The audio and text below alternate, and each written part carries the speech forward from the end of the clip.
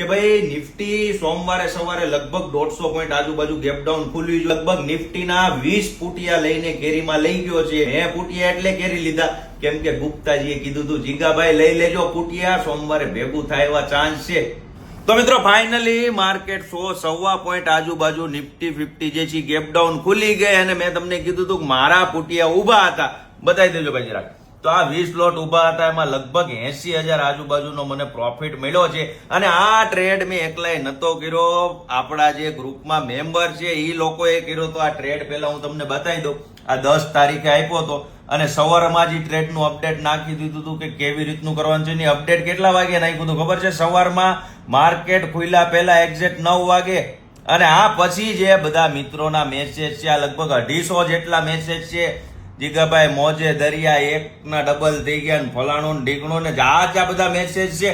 આ મેસેજની રિપ્લે આપવામાં લગભગ મારે બપોર પડી જાય એવું લાગે છે. પણ તમારે જો આવા ટ્રેડની મજા લેવાની હોય તો મને કોમેન્ટની અંદર લિંક એવું લખીને મોકલી દેજો, એટલે ગ્રુપની લિંક જે છે એ તમને મોકલી આપીશ.